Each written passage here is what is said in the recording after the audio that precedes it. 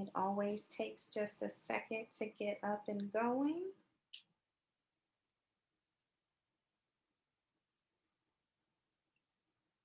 All right, we are live.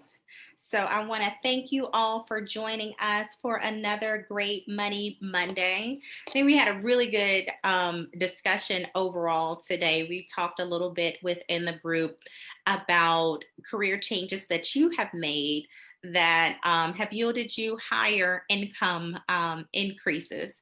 And so I was happy that people kind of shared, whether it be going from public to private or a whole nother industry, and how they've really modified and changed things so that they can advance their own career. And so we always love to hear that. And in today's day, I know a lot of people are like, can I get another job? What happens right now with so many things being remote? Where does that go? What's next? And so forth. So it's just a really great opportunity for us to be able to look.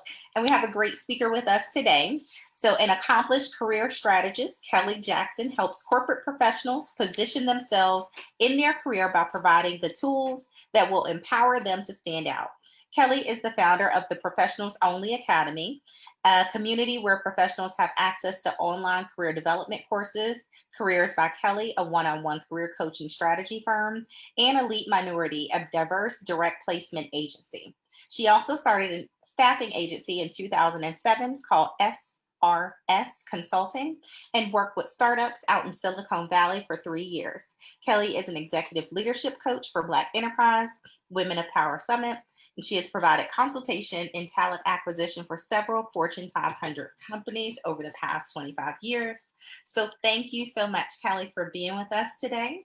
And I'll turn it over to you. Thank you for having me. I appreciate that. I had back-to-back meetings going on, so I am just really glad to be here. So I thought I'd share, based on our conversation, just a little bit about career transitioning. One of the things that I do a little bit different than other career coach or resume writers or those that are in the field of helping people with their careers, I kind of share from the aspect of what we should be doing to kind of stay fluid and how do we stay positioned and stay prepared in terms of our careers. Our careers are attached to our livelihood. So that's something that you should maintain and nurture at all times. So I come from a different angle. I feel like you can find all the things in terms of what to put on your resume, what to put on your LinkedIn. You can find that out there. A lot of people are pretty much saying the same thing. So when I work with clients and when I talk to people, I come from a different aspect. So I do have a presentation, so I will go ahead, able to share here and just pull that up. And then happy to answer any questions you may have as we go, or we do have someone, she says she wants to stay remote. It's been a blessing for her. So I guess if that's something you should lead with when you're talking to employers. Sure, absolutely, because it's your, you're going to be there all day. And so it should be totally your call whether you're working in an office environment, and especially with COVID going on, some people have health concerns. So that's definitely your call. And you should absolutely be very transparent about going into an office or working remote. So yeah, you should definitely put that out there. And you're not looked at negatively for that, because again, it's a huge concern for a lot of people. So you can definitely lead with that. So I just thought I'd share a few slides on kind of what I do and what I help people with, and hopefully give you some things to think about. So again, this is who I am. I help corporate professionals attract job opportunities without submitting resumes. My philosophy is that if you are doing things the same way that everybody else is, then you're going to get the same results. So if you're going to a job board and you're waiting for someone to call you, so is millions of other people. So not hundreds, not thousands, but millions of other people. If you're going to Indeed, if you're going to LinkedIn, if you're going to ZipRecruiter, whatever job board you're going to, thousands of other people are doing the same thing. So my philosophy is, why don't you attract them to you? And how do you do that is you position yourself so that you can attract the resume. So this is just a little bit about me, and I know you already spoke about that, so I won't stay here long. But I've consulted for a lot of companies. I had my own staffing agency. I named it after my daughter. I was a single mom, and so I had several different companies. And I also, I'm an executive coach for Black Enterprise. And so they didn't have their annual summit this year, but that's what I do on an annual basis. So one of the things that I tell a lot of people that I talk to and a lot of my clients is that companies now face an urgent choice to go digital. So if you don't have an online presence, or if you're not a person that's online, you don't like to be online, this is something that is pretty much mandatory. It's critical that you're online. So for businesses, the digital transformation has always been essential. This is something that they thought about. This is something that they felt as if, we'll get around to it. But with everything that happened last year, this is something that they have to do urgently and critically in order to stay in business. We saw a lot of businesses that didn't make it out of 2020. And so some of the industry changes that have occurred, retail, for example, surprisingly enough, grocery and apparel, they were able to increase because they had the online presence. They have people that, personal shoppers now, so they were able to increase their industry by 100 to 40% respectively.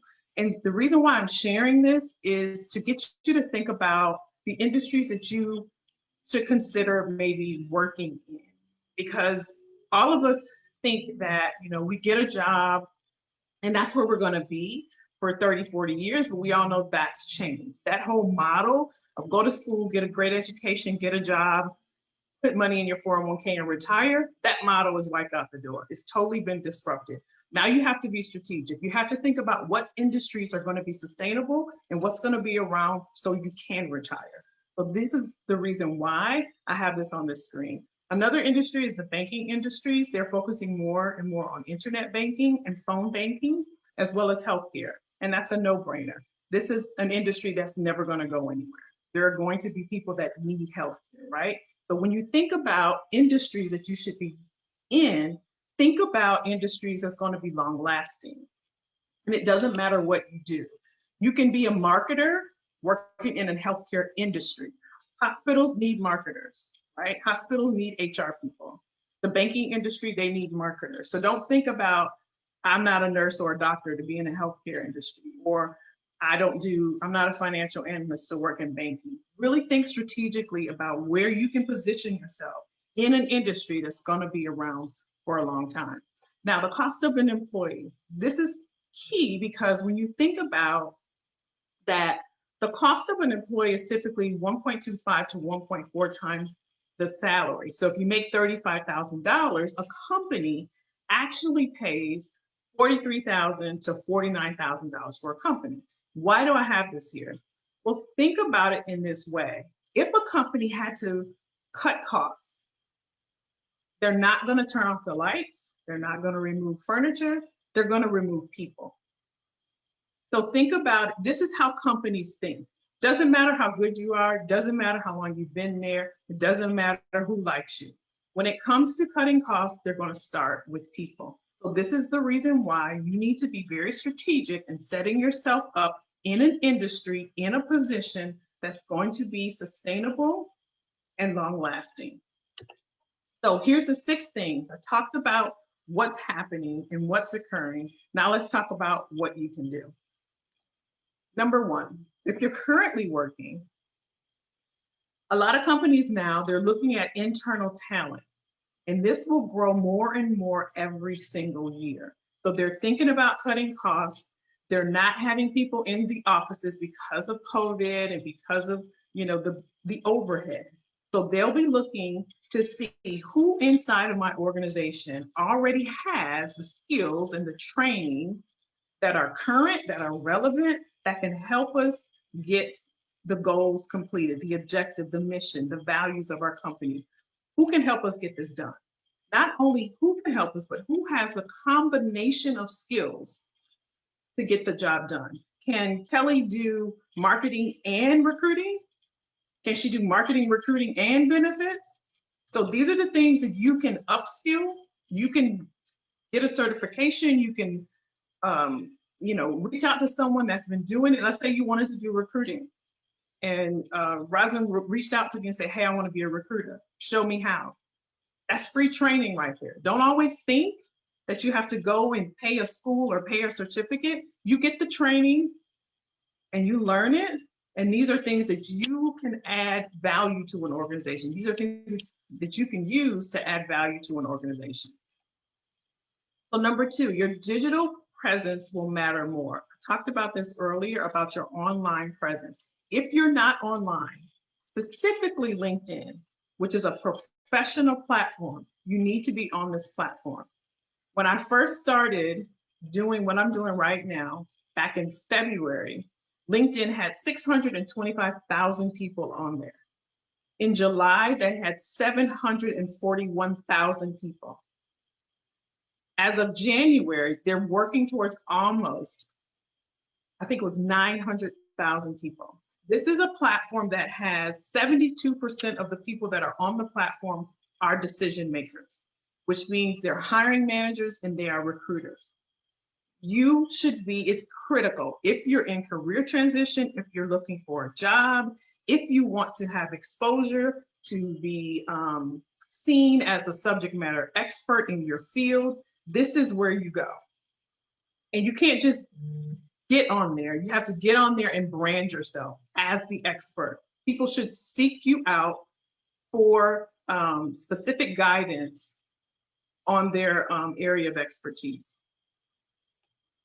And so this is where companies will increasingly find candidates through the content they develop online. Basically, how you brand yourself, how you set yourselves up online. I haven't been on LinkedIn in 7 months. You go to my profile right now while I'm talking, you look under my activity, it'll show the last time I've been on there is 7 months ago.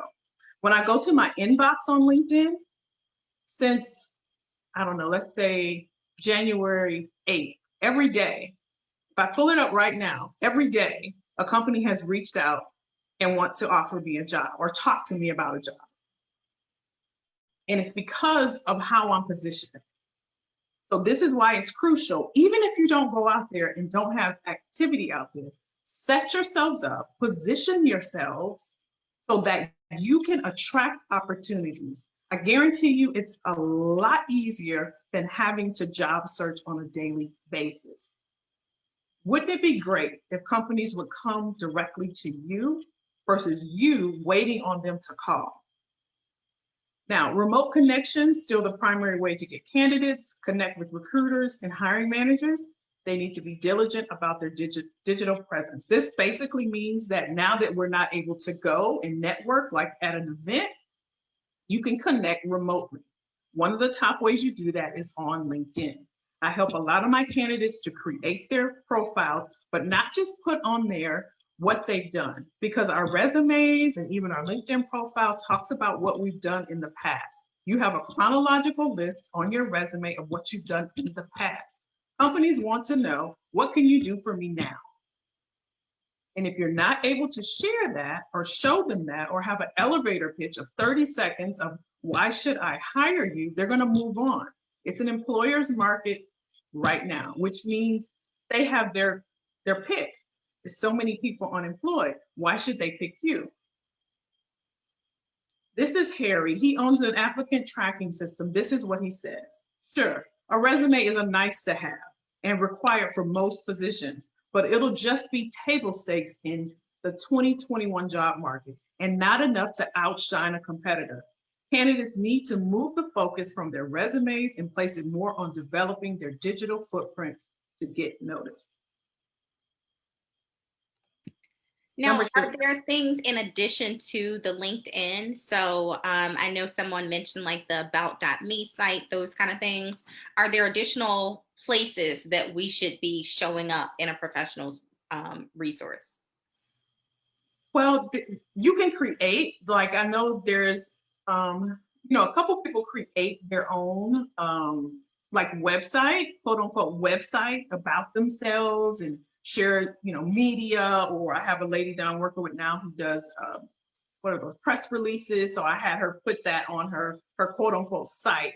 So yes, to answer your question, you don't have to, because LinkedIn is going to be your primary platform to get attention. And again, it's about branding yourself, and you want to attract people to you to where then you can direct them somewhere, right? They'll first come seek you out on LinkedIn because that's where they know to go. But then if you want to direct them to another site, I have another young lady that I'm working with, and she created this entire, WordPress page, not a whole website, but just a page. And it really showcased everything she's done. She's a data scientist, so she talks about algorithms and all of that. And I had her do a white page, and like, this is something she likes to do, but I'm not saying this is a must have. It's a nice to have.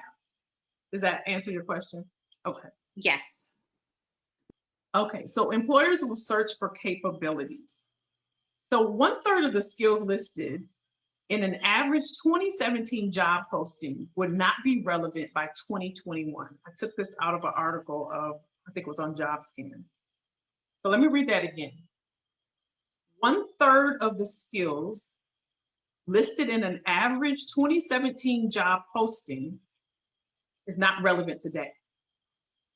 So that customer service position that you're searching for in 2017 that had to have communication, be friendly, effective communication, articulate, all those things, 1/3 of those are irrelevant today. As roles are reimagined, look at that word. They're going to take a role, and if you think about it, are they even called customer service reps now? Or have you heard the term client agent, customer support, customer agent? They're reimagining these titles as well as the job descriptions. Companies need employees with skills such as problem solving, adaptability, and those skills should be evident on your resume. So what this is basically saying is that you don't want to, I was going to say date yourself. That's why I'm hesitating. But you don't want to have technologies or tools or words or phrases on your resume that does not show relevancy. So I'll use myself as an example. Back in the day, here in Atlanta, I used to post in the Atlanta Journal-Constitution to get people to come in and fill out applications. Now, I can be very proud of that because I hired hundreds of people that way, but it's not relevant today. So I wouldn't put that on my resume. Same for you. Whatever your area of expertise is, whatever it is that you're good at and that you do, look at your resume. Do you have things that are not relevant today on there? Just something to think about. Now, give us some maybe examples of things. I know a lot of people, depending on how long they've been in their job and so forth, Sure. They may have a 10-year-old resume, a 5-year-old resume, or what have you. And so definitely some things as they go through and do a realistic inventory of their resume. You mentioned like customer service and so forth, but kind of what are some of those buzzwords that we're seeing too much of and people are saying, that doesn't add any value. Sure. Just some examples would be good. Sure. Great question. So I see a lot of resumes. I get a lot of people that say, hey, Kelli, can you audit my resume and look at it? And one of the first things they have on there under skills is Microsoft Office. That's a given. Everybody should know Microsoft Office. Excel, Word, not necessarily PowerPoint, but if you're putting that on there to show your skills, you're one, dating yourself. Two, you're saying maybe you just learned it. If you have a computer, you know Word. Am I right? I see the smile. I think that might have been on my old. Is it on the So that's one.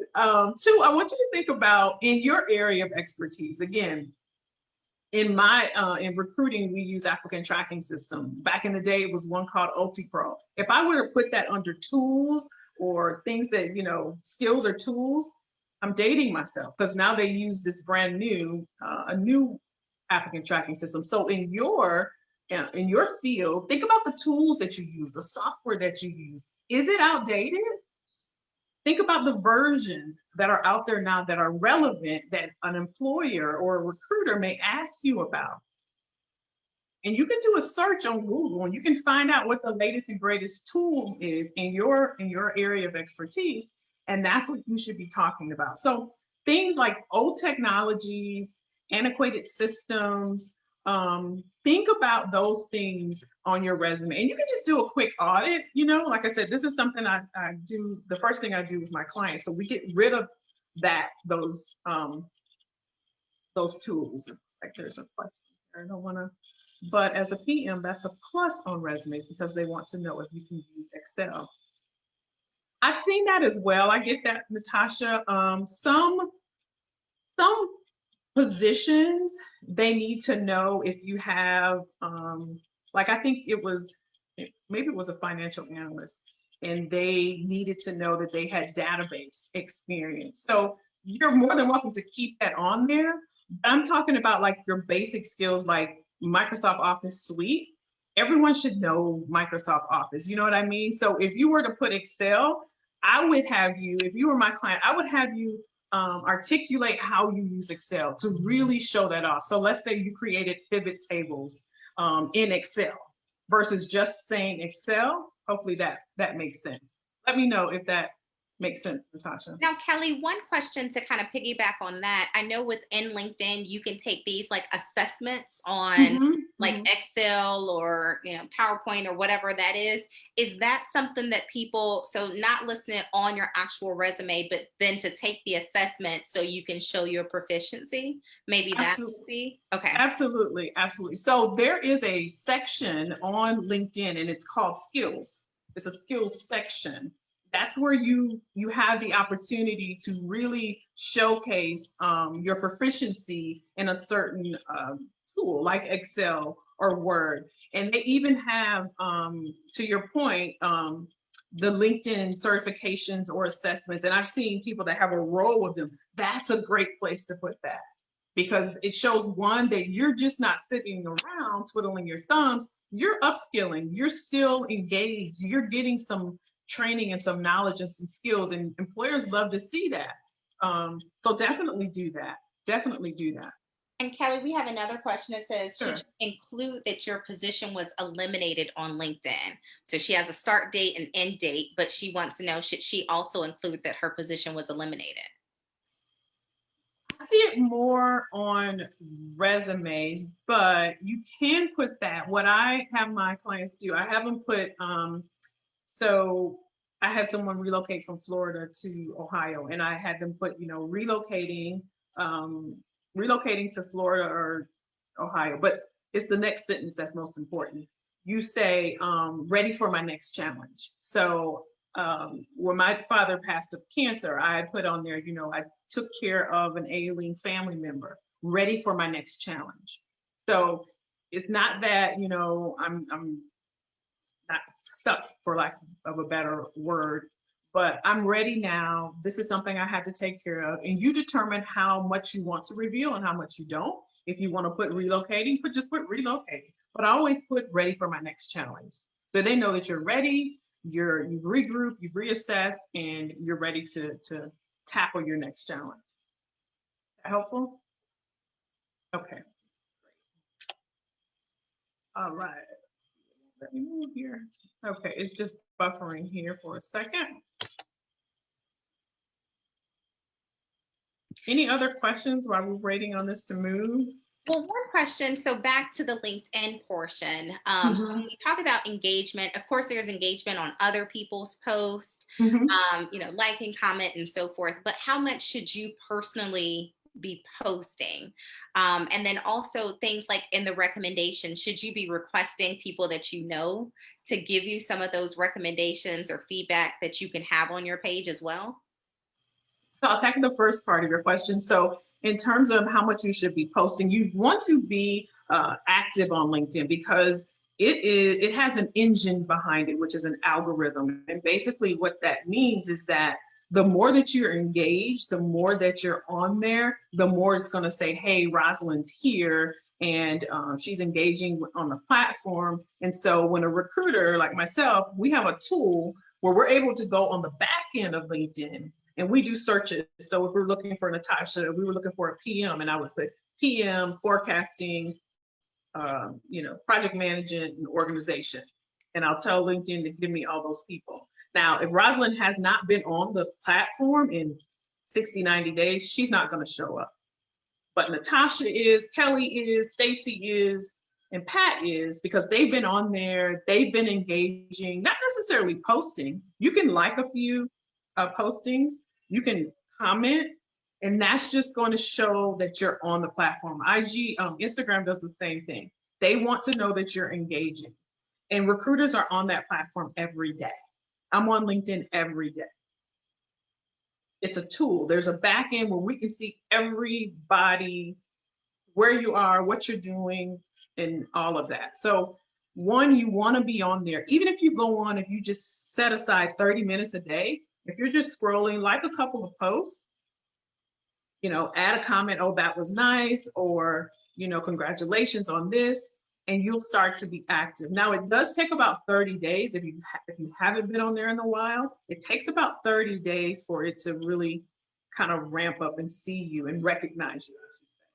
The second part about recommendations, the thing about recommendations is, I tell people, be very strategic about your recommendations. It's just like, on Instagram and Facebook, the vanity metrics, you can't take that to Georgia Power or Kroger or Publix or Walmart, right? So what, you know what I mean? Be strategic with your recommendations. Ask people that's going to help you get to where you want to be. If they know someone that knows someone, then yeah, ask them for a recommendation or an endorsement rather, I'm sorry. But in terms of recommendations, be very careful, because not only will people look at the recommendation that a person wrote, they're going to look at that person, right? So also be strategic. You don't want just anybody recommending you, thinking that it's the number of recommendations that you have. It's the quality. That's what you want. Make sense? I think that's big, not just asking all your friends. Recommend. I'll write you a good one too. Oh, okay. So let's talk about career transitioning.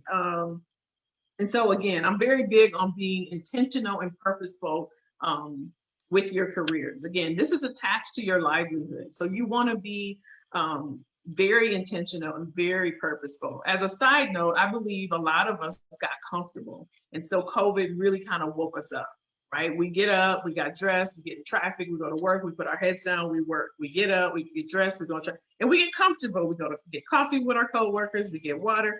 What we missed is that, where'd this come from? I didn't expect this. I wasn't looking for this. That's because your head was down. You always should be looking, because there's always signs. 2008, when the real estate crash boomed and the bust, and the government had to bail out banks, and a lot of people lost their jobs. 2011, we had 9/11 and the market crashed for a minute. We had to change some things. 2020, we got the pandemic. Do you think something else is coming? Are we going to be scrambling for our resumes? Are we going to be prepared? Do you think if you would have been saving 15% since 2008 to now, you might be okay right now? And I know this is tough, and y'all probably never see me again. So if I don't say it, this is my purpose and my calling. So I'm just giving it to you like I give, my clients that I talk to. I want us to be prepared. I want us to be positioned. Don't get comfortable. Even if you get a job or if you're working, stay ready. So companies how often should you be updating your resume? And we know we're, to be active on LinkedIn. So spend a couple minutes, maybe every morning or what have you. But how often should you take a look, pull out that resume, dust it off and say, let's update and change some things? Great question. This is what for people that I work with that are working at the end of the week, they have career journals. And I have them write down what accomplishments or projects or things that they're proud of that they did that week. So if they were in a meeting and they got kudos or they created a great presentation or whatever, just jot that down on Friday. And so they do this every Friday before they go home and leave their career journals, and they do that. And so that's a month's worth. At the end of the month, they think about anything else that they need to put on there, and they just jot it down. So every quarter, they go and they update that resume. So it's not like you got to keep it around all the time, but it should be fluid. That thing should be living and breathing and always updated and always fluid. So every quarter, update it. Okay. So in terms of career transitioning, be strategic. Companies are looking for relevancy, and we kind of touched on this earlier. If you've been out of an industry for over 5 years, it's a risk for a company. They feel like you won't be up to speed on what's happening. So let's say you wanted to go from hospitality to healthcare. So you were the regional manager over Marriott hotels. Nobody's traveling right now, so they let you go. You want to transition into healthcare. Why would they pick you to go over into healthcare over somebody that's already in healthcare? So you got to be, really thoughtful in that and really think about what makes sense, what's going to align with what you're doing. Now, using that same example, if a regional manager was over Marriott hotels, a likely transition for them may be nursing homes, right? They're the same type of model and concept. So this is the thought that I'm asking you to think about. Just don't wake up and like, okay, I've been, this person, I want to do this. Make it make sense. Make sure it aligns and get with a professional that can help you take the skills and years of experience and all of your education and align it to something that's going to make sense and also that's going to be sustainable. Because you don't want to be back and looking for something again in 3 months, 6 months. Every company, this is something that I'm going to throw in here. Every company has a revenue generating department. Think about the department that makes money. That's where you want to be. So think about that. That's where you want to be. So stay in your industry and then network into your desired position. So if you are in healthcare and you want to get in IT, my recommendation to you would be, okay, you don't like where you are. Let's make a lateral move, stay in healthcare in that industry because you know it, but you know that Sharon or Bob or Jill or whomever is in the industry you want to be in. So let's network with them and let's either work with them to get some skills, volunteer with them, sit with them, whatever the case may be, so then you can easily transition into the industry that you desire. And then do your research. And again, these are things that, a lot of career coaches and other resume and professionals, they do a great job, but they're telling you all the same things. These are things that will make you think. And if you're really strategic and intentional and purposeful, these things will work for you. Top 3 industries right now. Education. Everybody's online. Everybody's online. Education is a top 3 industry, and it's going to be around for a very long time. Healthcare, that's a no-brainer, right? We know that. Technology, the same way. We're Zooming, we're online, the kids are doing virtual learning. These are the top 3 industries. So when you're being strategic and you're being intentional about where you want to transition into, think about where can I go that's going to be around. And I know job searching is like a job in itself. I already know. I hear it all the time. Rosalind's like, yep. So remote working arrangements are now permanent for most companies. So some companies are saying, they were thinking about going back into the office this year. Some companies I know are going to just wait it out and just see. Everybody's working from home. So that means that more candidates are applying for the same job. So I was going to say back in the day, but a few years ago, right? If I lived in Atlanta and the job I wanted was in Washington, I wouldn't even apply because I know I'm not going to relocate. But now, so you got more people applying or vying for that same job. So it just makes it harder. Because when the job description says, Ohio or Florida or whatever, should you still just apply regardless if you live in Atlanta and the job is in California or whatever that might be? Should you just apply anyway? I tell my clients to just apply anyway. I have 2 that got jobs that way. they're not going to say that you have to relocate. They're not going to say, I'm sorry, they're not going to say that this position is remote. They want to get people in their backyard in case people, can come into the office. But most positions, I'm going to say about 80% of them, they're remote right now. And what you have to do, and this is why I tell the people that I work with to go ahead and apply, is because I make sure when they get in front of the interviewers that they have no choice but to want that person, right? They are stellar, they are solid, they were very concise and specific in their interview, and they blew them away. Amongst any of the other candidates, if they want you, they will make it work. I've seen it time and time again. So make sure if you're going to, I think that's a good point, because I'm sure some people are looking and they're seeing something and they won't apply. Yeah. Exactly. And they're like, yeah. oh, gracious, maybe, that's not an option for me. But just to know to apply anyway. Apply anyway. Apply anyway, and be on top of your game and apply anyway. Make them have to have you. So you need to get creative in how you present yourself and explain your value add to the company in order to stand out from the crowd. And this is just to my point. You have to show up. In order for you to get that offer, you have to tell them why they need to hire you. What value do you bring to the organization? How do you make them look good? You have to sound different than every other person. The person that they saw before you, the person that they're going to see after you. There's been so many hiring managers, too many for me to even count, that have come to me after an interview when I go to them and say, hey, how did Rosalind do? Well, she blew me away. She blew me away. They remember. I had another hiring manager, he was a CTO at a company, and every candidate that I gave him, he said, they're not like Joe.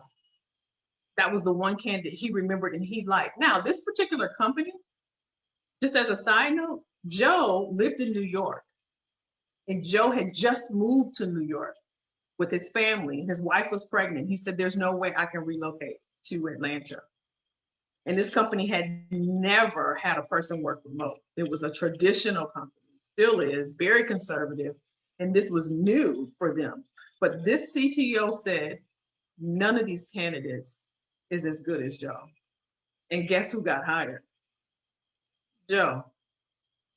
So if you show up and you just knock their socks off, and you can do it, they'll make it happen. I've seen it too many times. Don't let nobody talk you out of it. If you want that job, go get it. Go get it. Number 6, the final one, social networking. Position yourself as a resource. Today's job search is one part networking or social networking and one part marketing. So basically branding yourself, positioning yourself so that you are the subject matter expert and that you're attracting people to you. They're coming to you for guidance. They want your expertise. What's making them come to you? You get to position yourself that way. And with social networking, which is formerly called just networking, now social networking, your online professional brand is more important than ever. So hopefully that was helpful. Y'all know I get really passionate about this. This is my purpose, my calling. So I love doing this and sharing. So hopefully this was helpful for everyone. Happy to answer questions if there's. Indeed. You talked about apply anyway. I think that's always big. They always talk about women are less likely to apply unless they have like all the criteria. I think that's a good point too, in terms of those transferable skills. So you talked about the person that was the manager of the hotel, maybe they could go over to the nursing home or what have you, how to communicate some of those transferable skills, because you may be in an industry that is being phased out, but you have some skills that could transfer to another industry. What's the best way to communicate those? Sure. The first thing you should do is grab some job descriptions of the position that you want. So within the job description, there's requirements, there's qualifications. Look at what you have in terms of soft skills and your technical skills and see what that job requires. So I ask people to get like 3 to 5 different job descriptions. Look at the requirements and see if they say, effective communication or team player, whatever those are. And I'm just being really light right now. If those are some of the skills that you have, then you know that aligns with something that you have that's transferable to this role. So you may have to reimagine, recreate your resume to align to that job description, but do some research, go out there. If you want to be a regional manager, let's see if you have those skills and those qualifications. Look at those qualifications and look at what you have.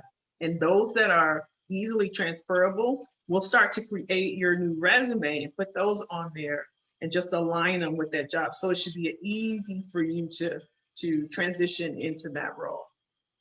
And we have a question that says, how do you find free certification classes? This person wants her PMP certification, but she's currently unemployed and can't afford to pay. There are several places. Try Udemy, Udemy, Coursera, Coursera, I think. There's another one, it starts with a K. What I can do, I'll send you a list and maybe you can send it out. Is that okay? Yes, Yeah. I'll Okay. attach it to the video here. Okay. Someone else asked, she says she's wanting to change careers, but having difficulty deciding what she wants to do. So how should she go about finding another area of interest? So she's looking to make that pivot, but just not quite sure where her passion lies. Sure. So it's really about what it is you like to do. What are you passionate about?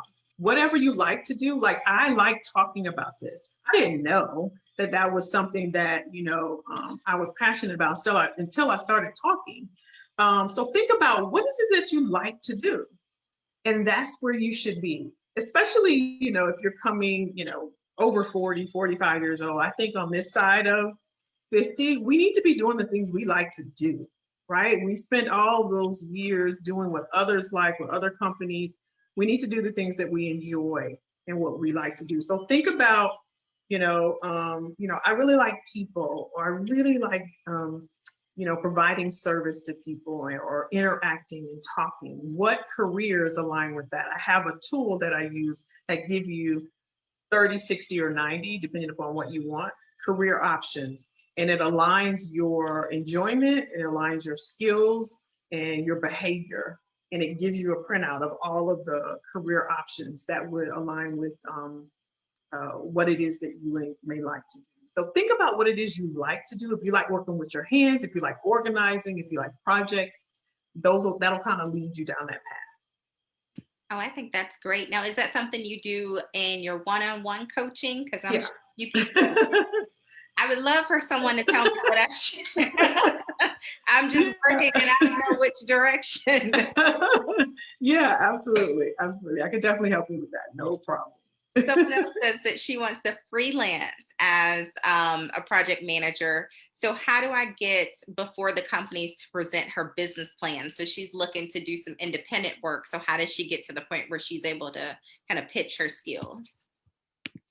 Can you ask her what did she say what it is she does? Project management. Okay, go to GitHub. You can also go to, it's GITHUB. I'm sorry. That's mainly for technical professionals though.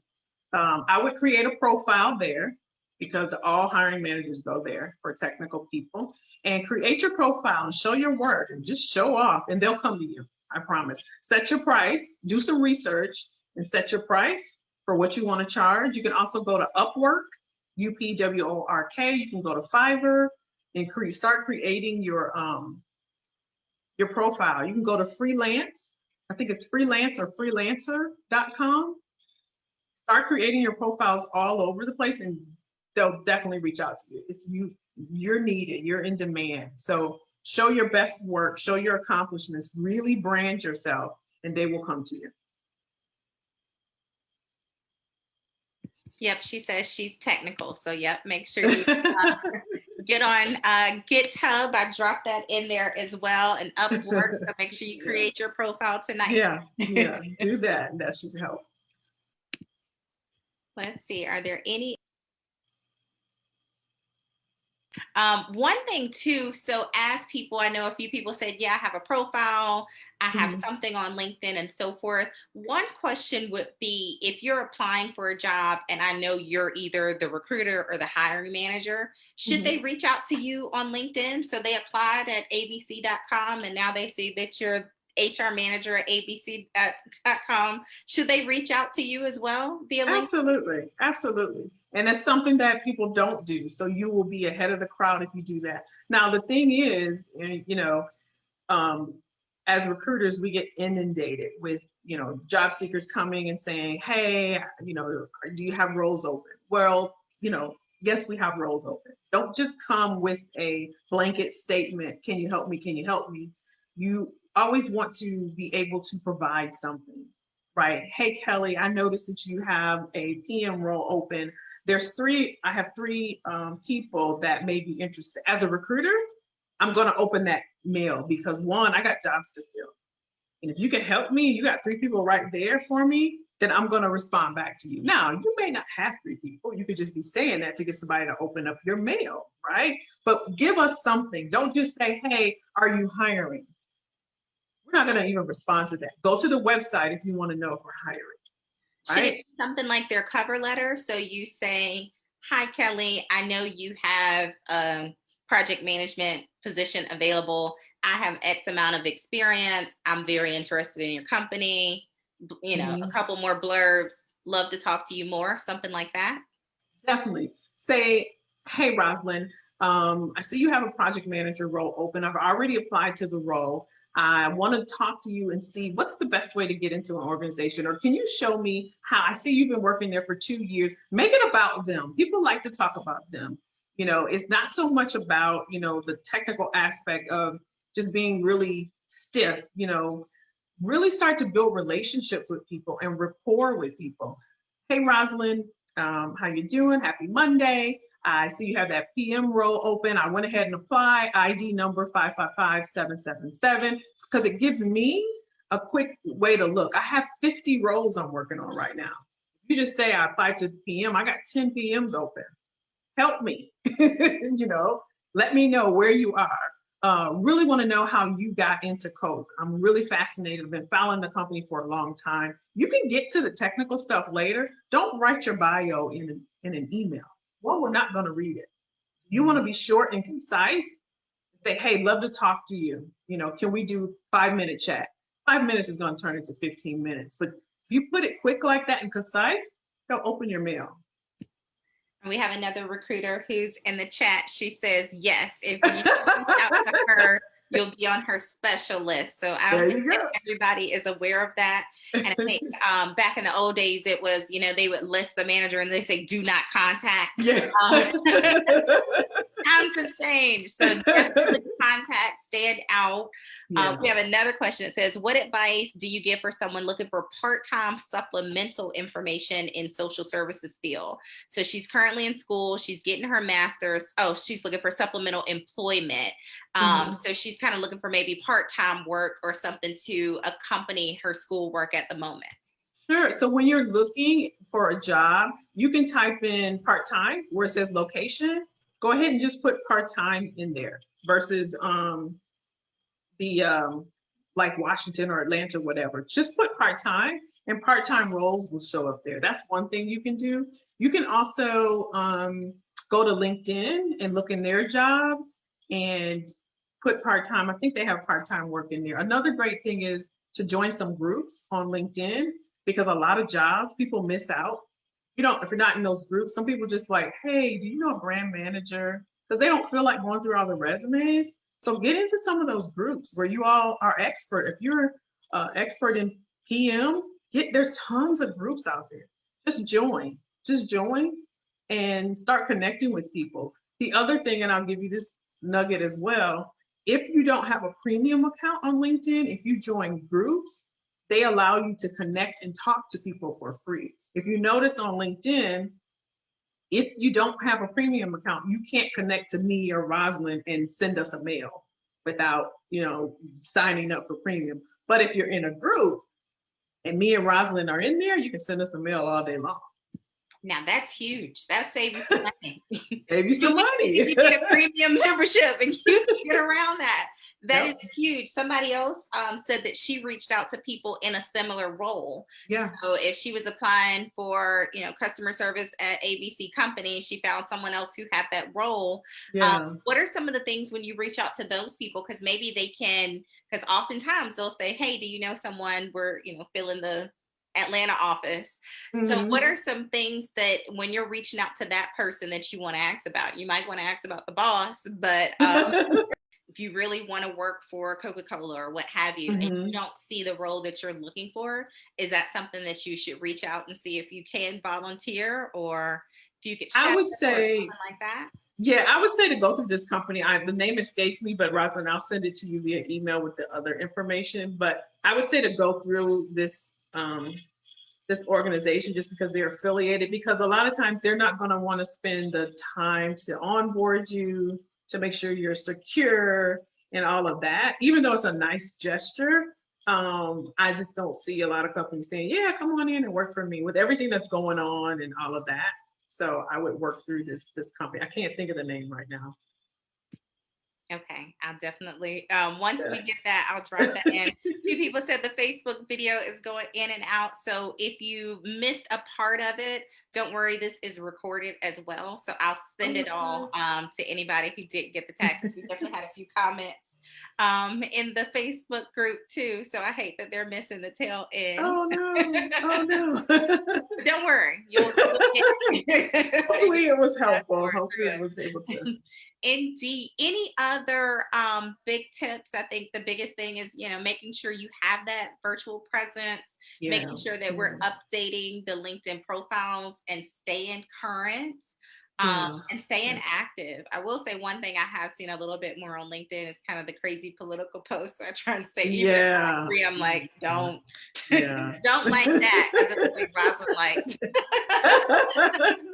Yeah, stay away from that. Some of them go crazy and forget it's a professional platform. I guess I would just say, I'm a big proponent of us being prepared. One of the reasons, I do this is because to help people that look like me to know that, we already have experiences where we're not automatically at the top because of what we look like, whether we're female, whether we're Black or minority, whether we are don't have the skills or non-traditional backgrounds. So everything that we already have to come against, you want to be as prepared as possible. So keep that resume fluid, meaning keep it up to date. Look at it, scan through it. If you're sitting around applying for jobs, as a tactical method, go through that resume. If you're not getting contacted, it's something about the resume. If no one is calling you, it's your resume. If they're calling you, and then after you talk and they don't invite you in for an interview, it's what you're saying. If you're getting an interview, but they don't offer you the job, it's the way you're interviewing. Don't try to go from applying on the Indeed to no one's giving me an offer and it's all their fault. Take accountability, check your professional assets, look at your documents, and you'll find the disconnect. And if you need help with that, I'm happy to help.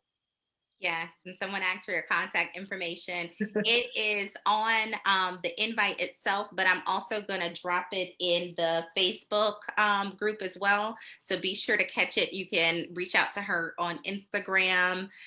She has her personal information, her email, and so forth as well. So I'll make sure that that is dropped in there as well. So for anybody who missed the tail end, or for you, if you're like, goodness, I need that list so you can tell me what I should do. So if you like plants or whatever it is, and you're like, how can I do this and make some money? That's a big thing. Now, Natasha says salary is her problem. Natasha, can you expound on that a little bit and tell us what you mean in that piece? I think that's a big thing for everybody. But I know sometimes when you're applying and so forth, they may not have the salary information.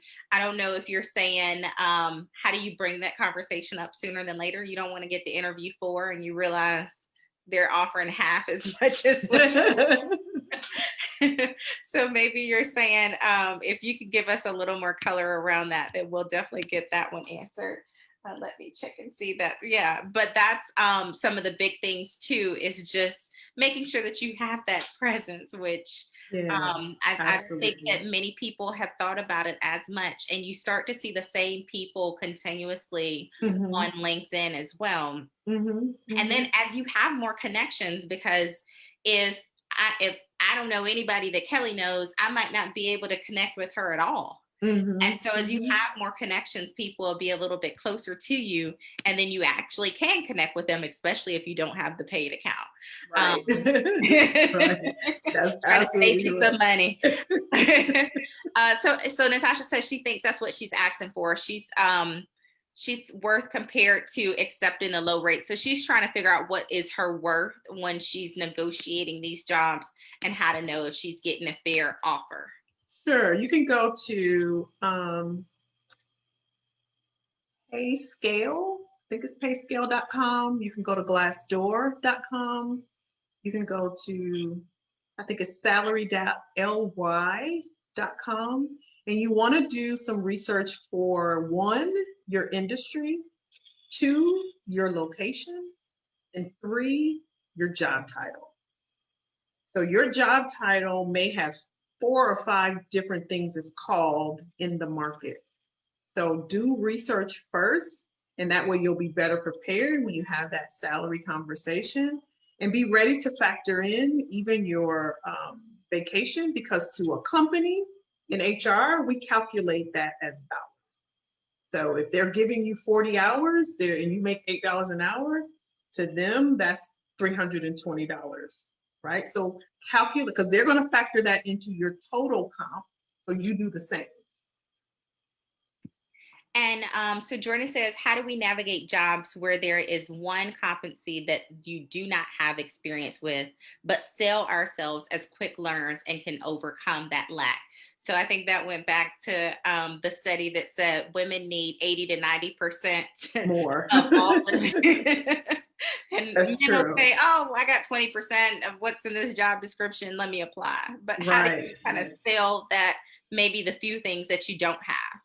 Sure. So don't say you're a quick learner. They need to see proof. So talk about an experience. If they say that they need a problem solver and you've never, you don't show that on your resume, and you didn't articulate it maybe in your pre-screen, talk about how you solved a problem. So instead of saying I'm a quick learner, because that's not going to resonate with the company. What's going to resonate if you can tell them a story. And I want you to use what's called the STAR method, STAR, situation, task, action, and result. So use that as your framework.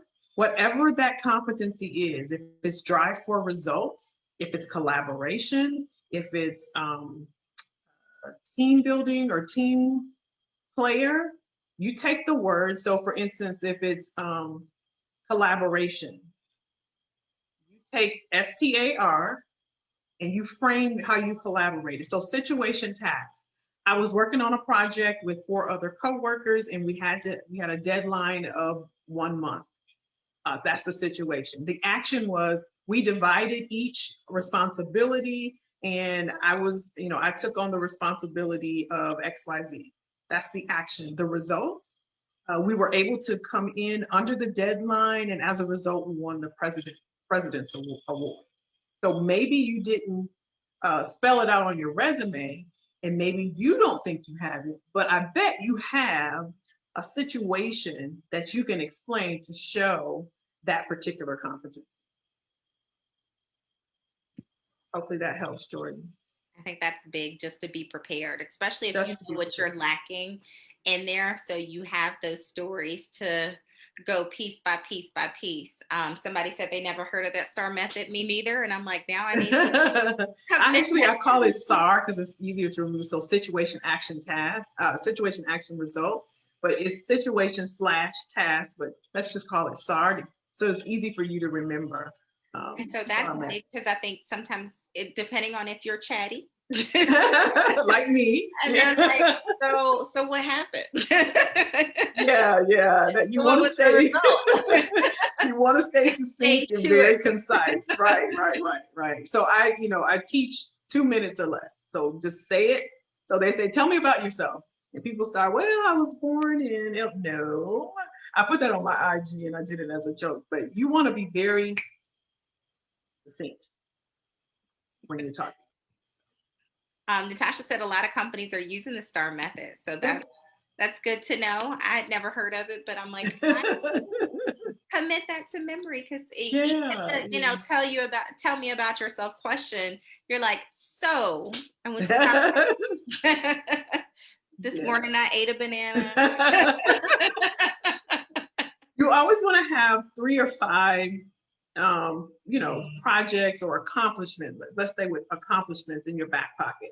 So you're ready, you have those 3 accomplishments that you take with you to the interview, and you can interchange them and talk about them, and you can pull them right out. So they say, tell me about a time when you and a coworker disagreed, or tell me about a time when a coworker didn't carry their weight, or tell me about a time when you had to manage up. You have those 3 in your back pocket in your head, and you can just whip it out, and you're not like, you have them right there. The first thing you're going to think about when you talk about me and an employee a coworker that didn't, might not be the story you want to share. You're like, so I hemmed her up in the bathroom. Yeah. Like, wait, not that one, not that story. Not that story. No, not that story. Yes, that's true. That is so true. Someone also mentioned the SOAR method, SOAR, situation, objective, action, result. So it's basically kind of the same, just another. That's awesome. But it just keeps your question. And if you think about every answer, so a few of those questions that you mentioned and say, okay, difficult coworker. Okay, they're trying to prod me to see what I do. Yeah. So difficult coworker, a time where you didn't get your way, a time where you failed. Those kind of things where you're probably quick to think about the actual most negative answer. Right. So you want to be prepared with no, I'm not going to share. Right. Where it was, my computer down and said I'm gone for the day. Right. It's good to have that framework, because some people ramble because they're nervous. You know what I mean? So it's good to have that framework so you can sound very crisp and concise when you're responding. And especially now, because if you're doing these Zoom calls, you can write it down, have a cheat sheet, and nobody will even know. So definitely you mentioned a few of those questions, but if you've had a few interviews and you had a few questions and you're like, I probably could have answered that better, to make a little bit of a note and go through that STAR method, and then put your little cheat sheet to the side. And when they say a time where you failed, or a time where you had a difficult boss, or whatever it might be, at least then you can say, it's that time that I want. And practice helps. Definitely get in front of that Zoom camera and record yourself, so you can see your body language. Make sure you're looking at the camera. I tend to look at the people, but instead of look at the camera, I have to make myself do that. It's so hard. It is. Let's see. Yes, and somebody said, when you're writing in your journal, develop these stories. And she said that resonates to money. And so we all want to hear that. So I don't do the weekly journal. And now I'm like, I read a book a few weeks ago, and they talked about like planning out your week. So I have 15 minutes every single week at the beginning of the week. And now I'm like, I need to go in and put 15 minutes at the end of the week just to jot a few things down. Because some weeks you're a powerhouse and you're killing it. And you didn't write any of it down. Friday, you like, I'm doing my virtual happy hour, and I'm locked out. Right. I keep a folder. Like, I would keep a folder and I would write stuff down. I would just throw stuff in the folder, things that happened and all of that. And so I could, add it to my resume, and I can pull it out, because different companies, they want different things. And so you can pull from a certain accomplishment or a project. You're like, this would work at this company, because this is what they're asking for. Let me show them what I did here, Now that's a good question too. And I know we're over the hour mark, so I don't want to keep you too long, but if you're doing outside projects, So a number of us maybe volunteer, you might sit on a board, you might do something for your sorority or your alumni association or whatever that is. And that might have some of those transferable skills. So maybe you've never been in management, but you were leader of an organization. Should you include those type things on your resume and or your LinkedIn profile as well? Absolutely. Think about undergrads that don't have any experience, but they've done internships. I have them put that on there. Absolutely, because it's project based. And instead of having a skills based resume, I may use a behavioral based. So there's different types of resumes that you can create. And so I have some of the undergrads that I worked with use their internships and the projects that they've worked on. And that's how we create their resume, because a lot of them say, well, I don't have experience. Well, you kind of do. You led the fraternity, you created events, you organized this, and you manage different coordinators. Like, they have those skills. And so let's create that resume and show what you've done. And you can absolutely do that. And on LinkedIn, there's another section. It's called volunteer and interest, I think. Plug that right in there. You can add that right there. I think it's called volunteer and interest on there. I love it. We got to do some work. So ladies, get on our LinkedIn and beef that up a little bit and beef up, we're on Facebook. We're sharing a lot of good intel, but definitely to share and be a part of each other's LinkedIn network. Absolutely. Because it might be where you see something. That's right. That's absolutely right. My friend who's looking for a job or something like that. Yeah. So especially if you're letting other people know that you're looking. And I mean, I've had people that have reached out to me and they'll say, I don't know if you're looking or not.